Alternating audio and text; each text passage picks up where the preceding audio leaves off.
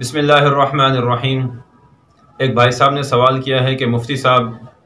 ہمارے پڑوس میں ہندو رہتے ہیں تو ان کے گھر کی طرف سے کھانا آتا ہے، اور اسی طریقے سے ہمارے ساتھ کاروبار میں کچھ غیر مسلم لوگ کام کرتے ہیں،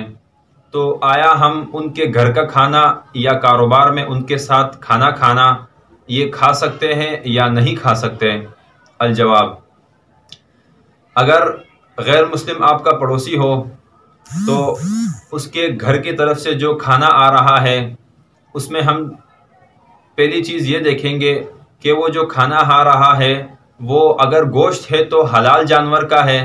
اگر وہ گوشت حلال جانور کا ہے تو پھر ہم یہ بات دیکھیں گے کہ وہ جو جانور حلال کیا گیا ہے، جو ذبح کیا گیا ہے، آیا وہ کسی مسلمان نے ذبح کیا یا غیر مسلم نے ذبح کیا؟ اگر وہ مسلمان نے ذبح کیا یا کسی مسلمان کسائی سے وہ گوشت لے کر آیا گیا ہے تو ایسی صورت میں ہم غیر مسلم کے گھر کا کھانا کھا سکتے ہیں، کیونکہ وہ جانور جس نے ذبح کیا ہے وہ مسلمان ہے یا مسلمان کسائی نے اس کو ذبح کیا ہے۔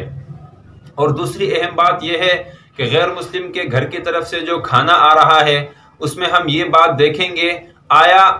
جو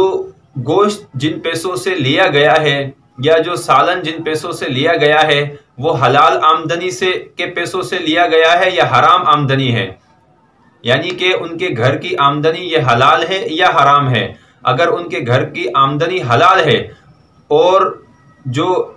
گوشت جس کسائی سے لایا گیا ہے وہ بھی مسلمان ہے یا اس کو مسلمان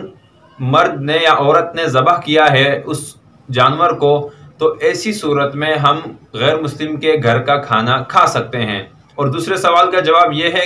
کہ غیر مسلم کے ساتھ اگر آپ کاروبار کر رہے ہیں یا ہاسپٹل میں کہیں ہیں، آپ دونوں کی جاب ایک ساتھ ہے، تو ایسی صورت میں اس کے ساتھ بیٹھ کر کھانا کھانا یا اس کا جھوٹا پینا یہ کھا سکتے ہیں، پی سکتے ہیں، بشرطی کہ کیا ہو کہ دینی حمیت میں کمزوری نہ پیدا ہو رہی ہو، یعنی کہ آپ کا ایمان کمزور نہ ہو رہا ہو۔ اس کے ساتھ میل جول یاری دوستی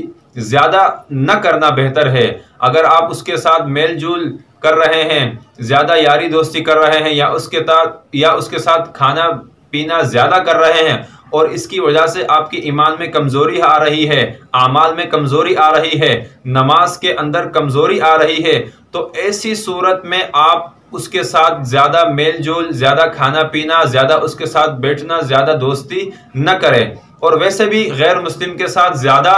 دلی دوستی نہیں کرنی چاہیے، بس جو کام ہو اس حد تک اس کے ساتھ رہنا چاہیے۔